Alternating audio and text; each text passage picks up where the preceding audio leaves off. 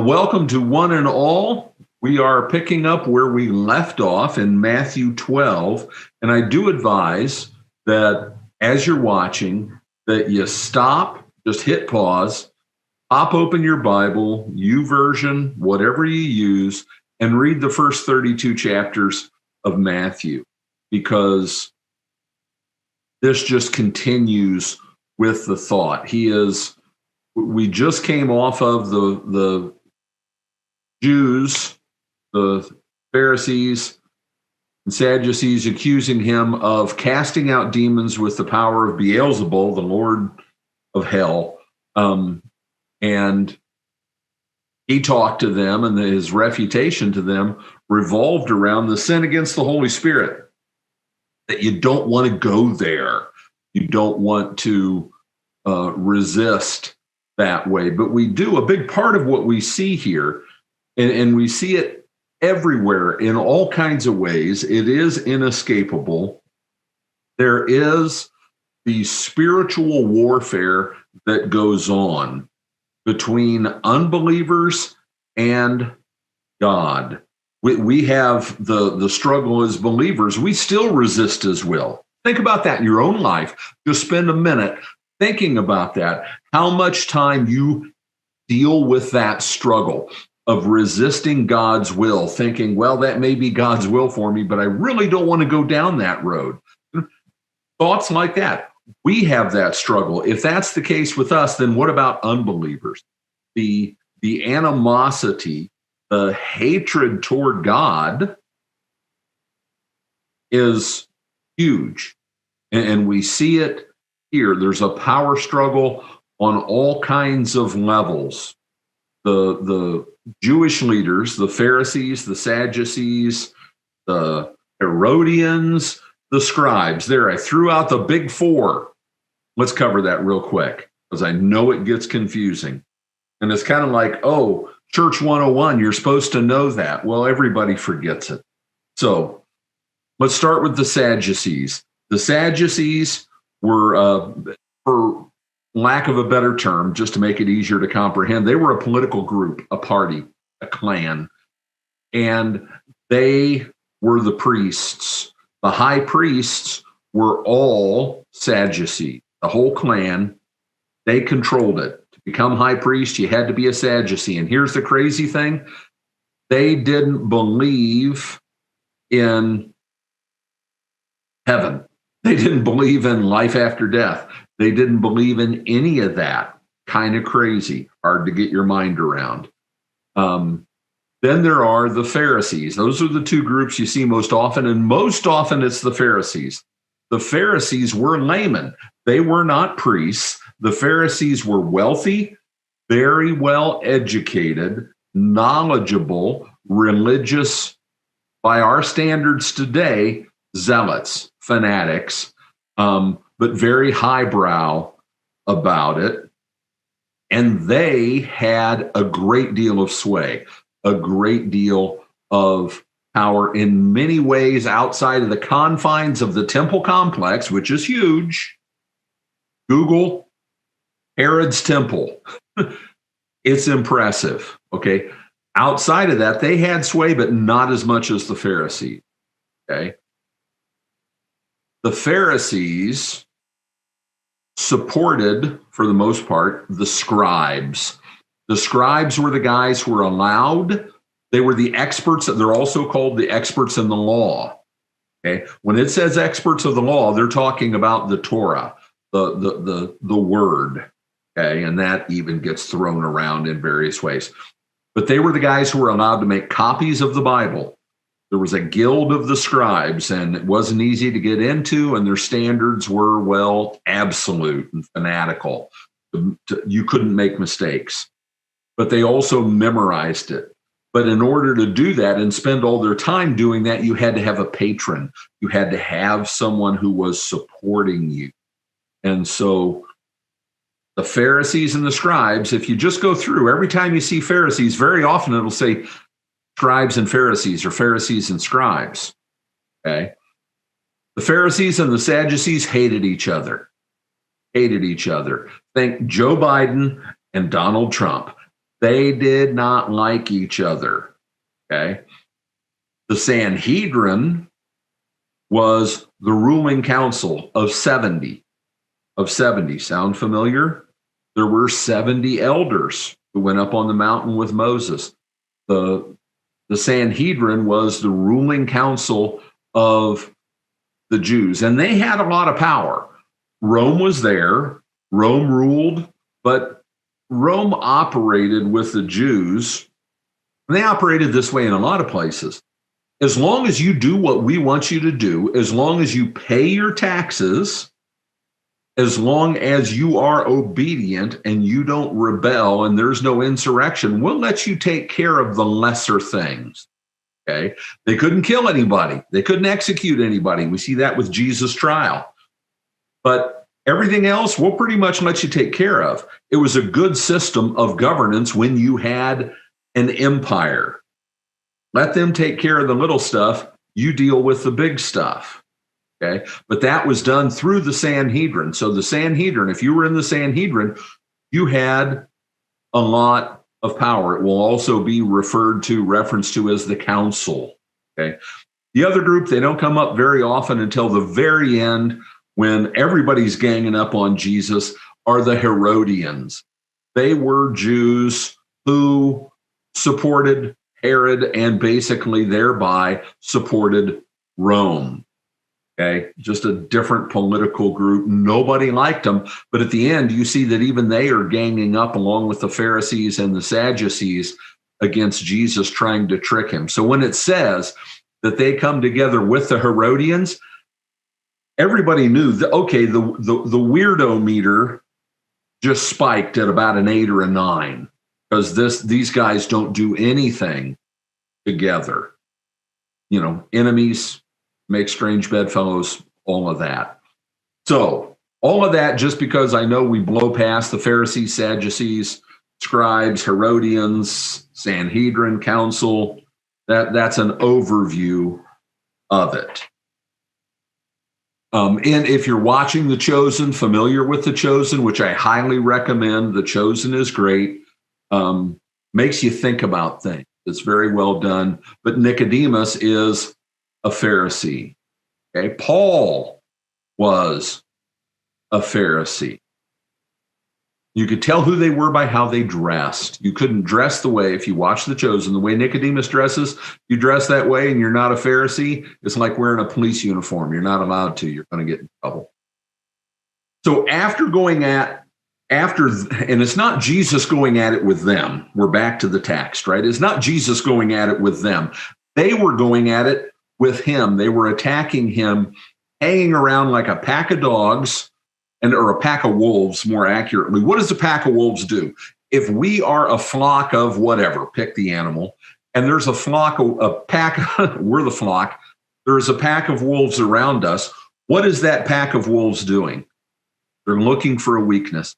They're looking for an opportunity. They come in and they nip at the heels. They're constant, and that's the picture.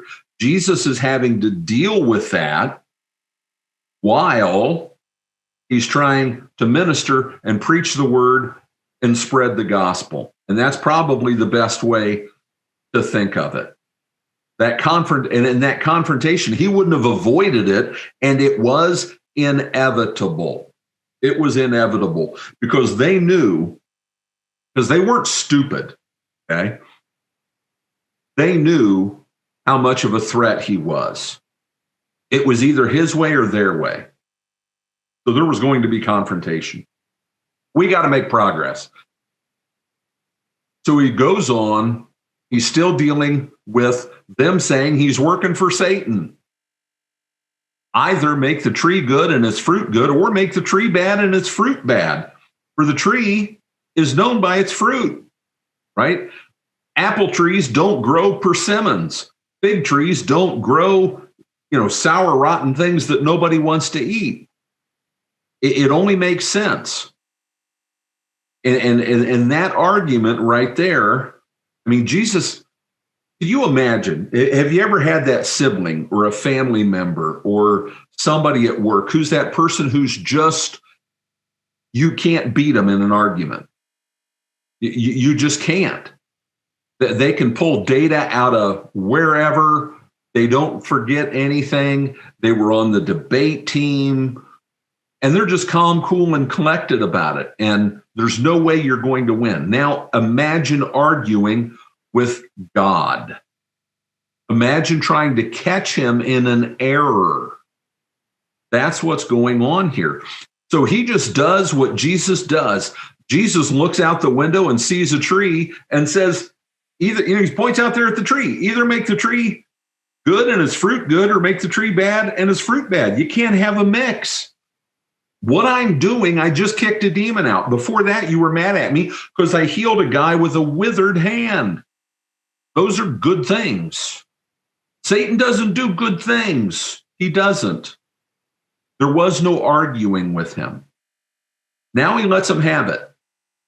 You brood of vipers, how can you speak good when you are evil? For out of the abundance of the heart, the mouth speaks. The good person out of his good treasure brings forth good, and the evil person out of his evil treasure brings forth evil. I tell you, on the day of judgment, people will give account for every careless word they speak.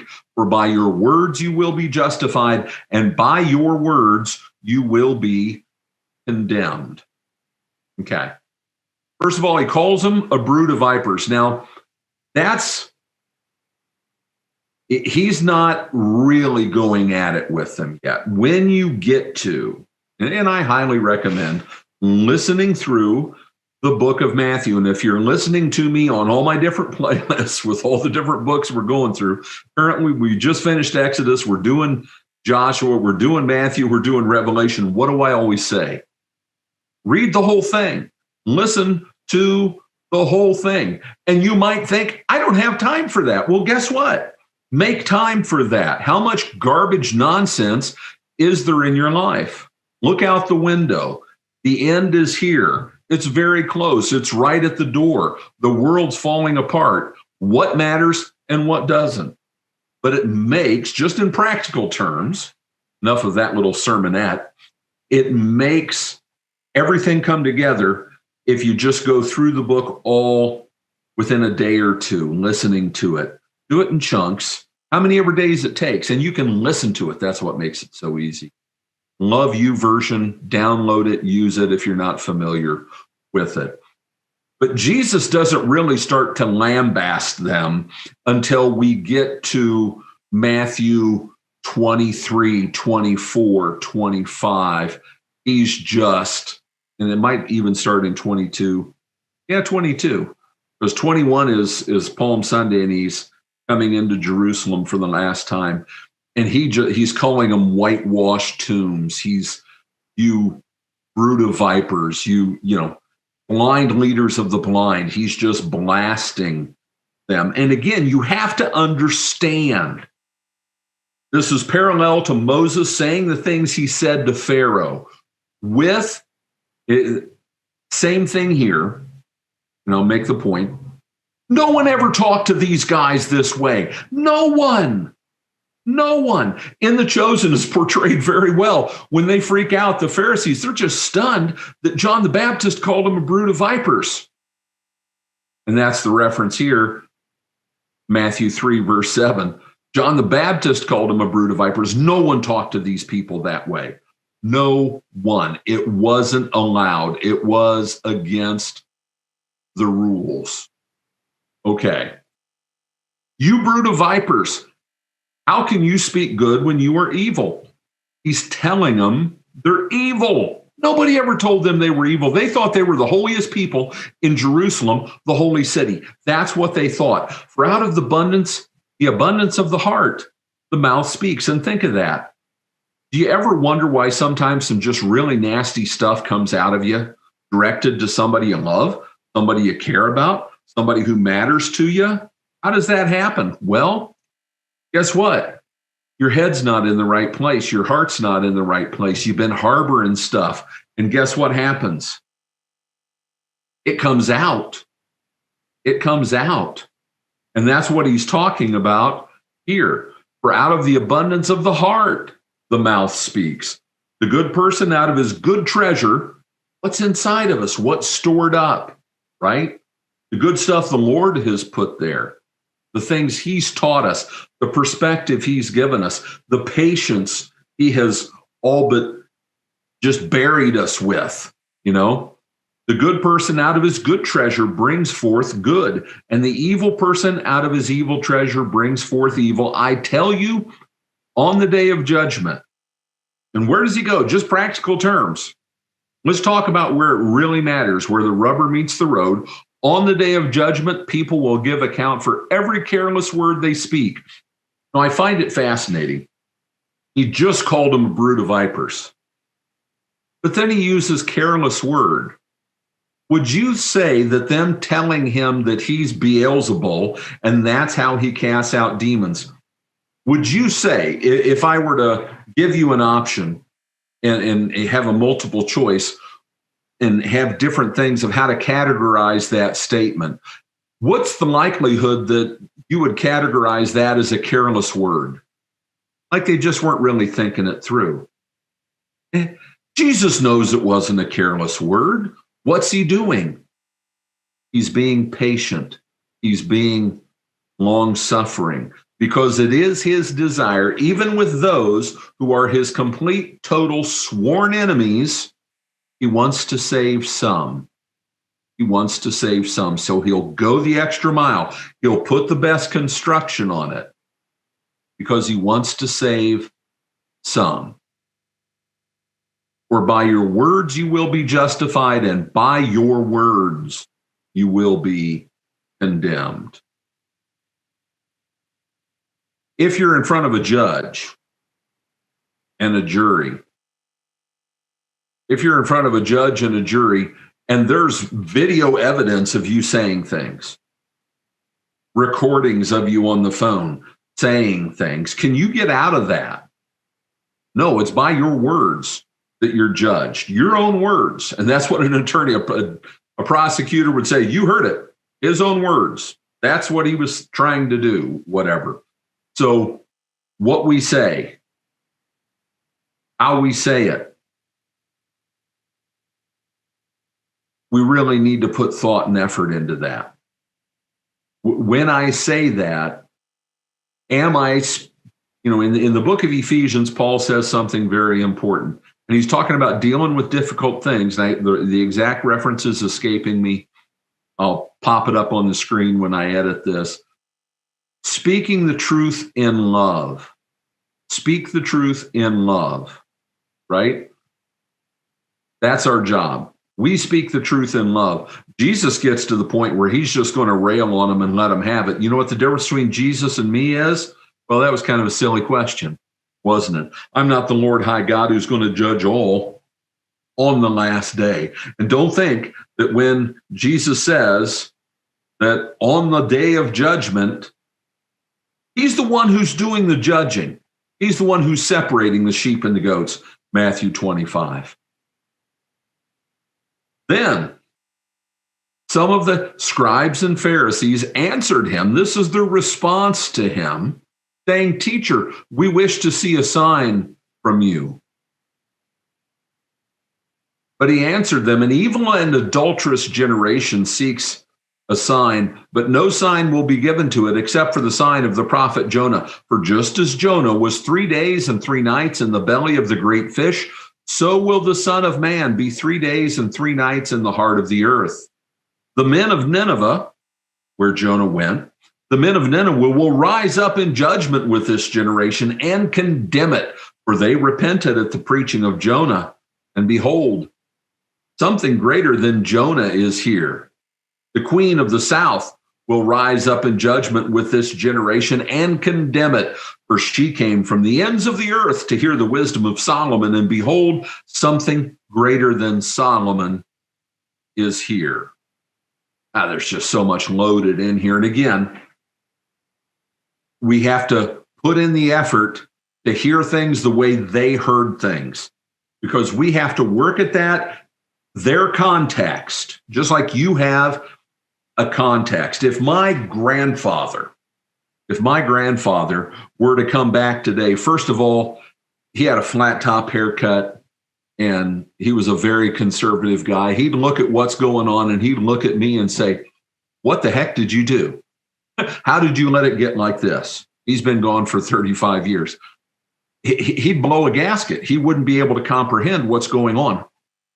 And even if I was able to give him the context, he probably still would. But he doesn't have the context of everything that's transpired in the 35, 36 years since he was taken home to heaven. He doesn't know all the history of what's gone on. To you, you know it. You just think it. You stop when you're saying something out in public, whatever, you stop and think about how it's going to be perceived through the politically correct hate speech filter. You do. We all do. We all do. Whether we conform to it or not is a different question, but we think about that. My grandfather would say, "What are you talking about?" Wouldn't make any sense to him, okay? Their context, the Pharisees, the Scribes, who knew the Bible backward and forward, they were experts in the law. They answered him. He's the one, they are the ones that he is going to be responding to. "Teacher, we wish to see a sign from you." They were requesting a sign. You don't request signs. Requesting a sign is a test. Requesting a sign is unbelief. Requesting the sign is taking the hurdle and putting it a couple notches higher and saying, jump that. You don't request a sign. Jesus did all kinds of signs. Jesus did all kinds of miracles. He didn't do it to prove anything to anybody. It did prove things, but that's not why he did it. He didn't heal the man who had the shriveled hand to make a point. He healed him because the guy had a shriveled hand and he felt bad for him. He cast the demon out of the guy because he was under the grip of Satan and living literally hell on earth, and he felt bad for him. The guy who was possessed with the demon didn't demand that, but he answered them, "An evil and adulterous generation seeks for a sign." Now, first of all, this is where the context thing really comes in. Evil and adulterous generation. If you were to take the next few months and just study the monarchy period in Israel and Judah. So from the time of Solomon on, okay, David, Solomon, especially after Solomon with Jeroboam and Rehoboam, his two idiot sons. If you were to study that thoroughly and read the prophets, so we're talking Isaiah, Jeremiah, Ezekiel, Amos, all of that stuff. If you were to study all of that, there is a recurring theme in what God says to them and putting them in their place. And you know what he calls them? An evil and adulterous generation. That's a summation of it. When they heard that, they didn't have to have me explain to them the smack on the face that Jesus was giving them. He just called them the fallen kingdom of Israel. And as Israel especially, he's referring to the northern kingdom, because where does he go next? He goes to Jonah, who went to Assyria, Nineveh, and Assyria is the nation that rubbed out, as the Sioux Indians said, wiped out the northern kingdom, and it never came back. It never came back. That was in 711 BC. An evil and adulterous generation. He railed at them about whoring after other gods and got quite graphic about it in some of the prophets. An evil and adulterous generation, and it's not Sikhs. It's not Sikhs. And just in case anybody's questioning me, I have the irrefutable highest level reference of Greek lexicon here on the screen. If you want to zoom in and look at it, is epizeteo. And in this setting, with the other words that are used, it's demand. They demand a sign. An evil and adulterous generation demands a sign. They asked above, "We wish to see a sign from you." He knows it's a demand. And then he refers to Jonah. Already talked about that with the northern kingdom being wiped out, and he's going to give them a sign. He gives them a sign. It's the biggest sign possible. It's the biggest sign he ever gave. Jonah was in the belly of the whale 3 days, so will the Son of Man be in the earth 3 days and rise again. And they're all going to see that. They're all going to see that. And it's fascinating if you do a careful study of the history of Israel and Jerusalem at this time. No one ever denied that it happened. They just tried to cover it up. They just tried to cover it up. So the men of Nineveh, the big city in Assyria, it repented, we're told in the book of Jonah. So here too, Jonah is the Old Testament missionary. He went to the natives, to the hostile enemy, and converted them. Okay? He's the ultimate missionary figure that they have. Okay? And what does he say?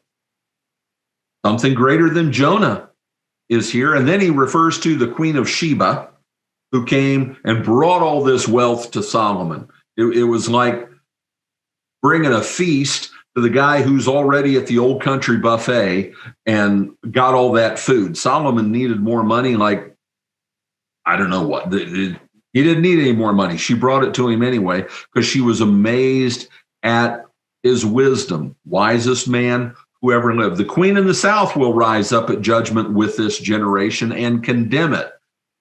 For she came from the ends of the earth to hear the wisdom of Solomon, and behold, something greater than Solomon is here. You're in a whole other league with me. Jonah was the ultimate missionary. Solomon was arguably the wealthiest, most successful king in Israel. He built the temple. He had all the money. He had peace the whole time that he reigned, and he was the wisest man who ever lived. Jesus is saying, I am greater than them.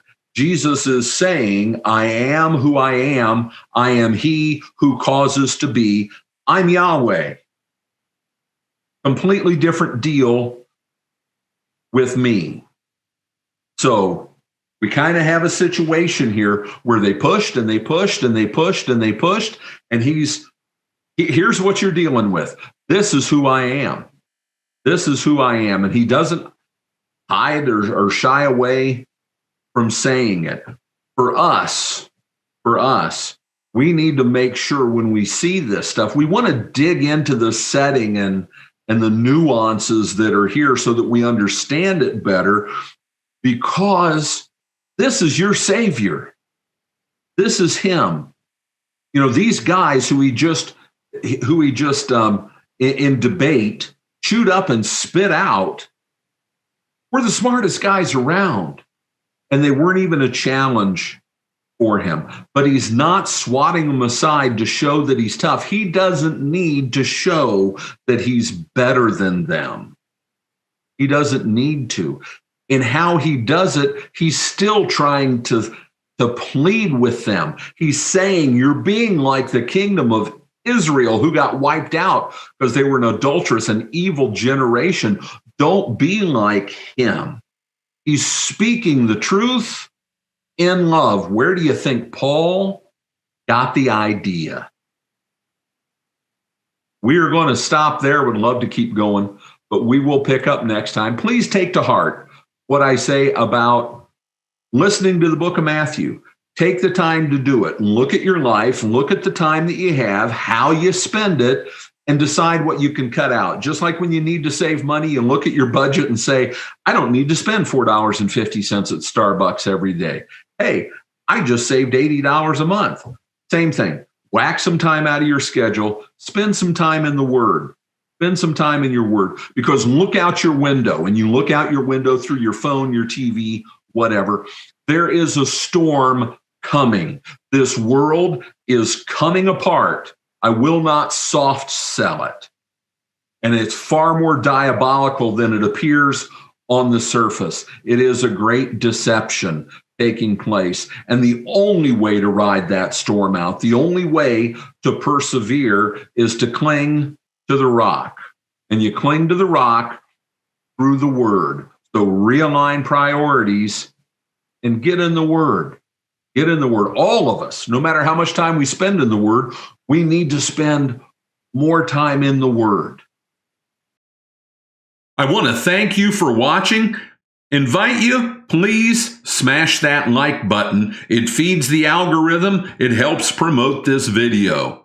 We invite you to subscribe. And if you subscribe, make sure and hit that notification bell so you are made aware when we put out new content.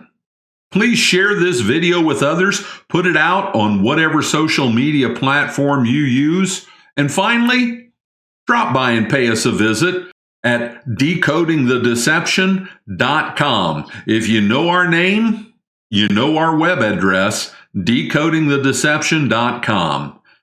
This is Matthias 76. Together, we are decoding the deception. God bless and have a great day.